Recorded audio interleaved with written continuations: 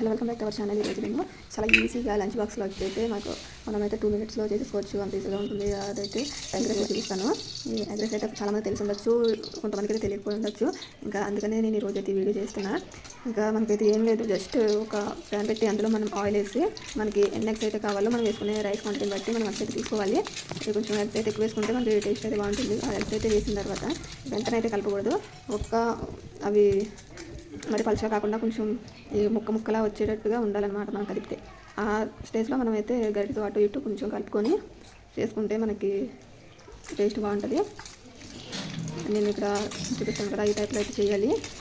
ఇంకా అది ఫ్రై అయిన తర్వాత కొద్దిసేపు అలా ఫ్రై చేసుకొని తర్వాత అయితే కొంచెం ఉప్పు, కొంచెం కారం, కొంచెం పసుపు, కొంచెం అల్లం వెల్లుల్లి పేస్ట్ మీ ఇష్టం అది వేసుకోండి, లేదంటే లేదు. కొంచెం గరం మసాలా ఏదైనా ఉంటే మసాలా పౌడర్ కూడా చల్లుకోండి. తర్వాత వచ్చేసి ఈ మసాలా వేయడం వల్ల ఏంటంటే మనకు కొంచెం నీచు వాసన అయితే రాకుండా ఉంటుంది. సో అందుకని మనం మసాలా కానీ ఈ అల్లం వెల్లుల్లి పేస్ట్ కానీ వేసుకుంటే కొంచెం బాగుంటుంది అనమాట. దీనిలో మీరు కొంచెం ఈ పచ్చిమిర్చి ఆనియన్స్ కూడా మీరు యాడ్ చేయొచ్చు. టైం ఉంటే, లేదంటే ఇలాగే చేసినా ఓకే, ఏం పర్వాలేదు. ఇంకా అలా కొంచెం కారం అయితే కొంచెం ఎక్కువ వేసుకోండి, సాల్ట్ కూడా కొంచెం ఎక్కువ వేసుకోండి, అంటే రైస్కి సరిపడా వేసుకోండి.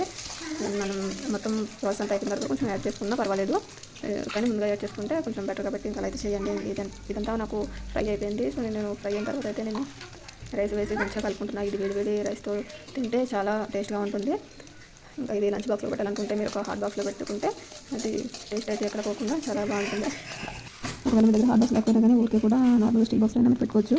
అది కూడా మనకి టేస్ట్ అయితే బాగానే ఉంటుంది. ఇలా మనం టైం లేనప్పుడు ఎప్పుడైనా ఒక 2 మినిట్స్లో మనకి లంచ్ బాక్స్ అయితే అయిపోవాలనుకుంటే మనం ఇలా అయితే ప్రిపేర్ చేసి పెట్టేయచ్చు. ఇది బ్రేక్ఫాస్ట్ కూడా బాగుంటుంది.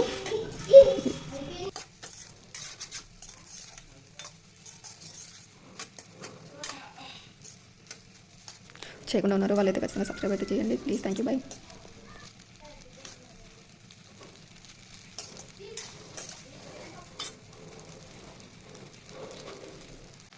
సో ఇలా అయితే మనం 2 మినిట్స్లో మనం లంచ్ బాక్స్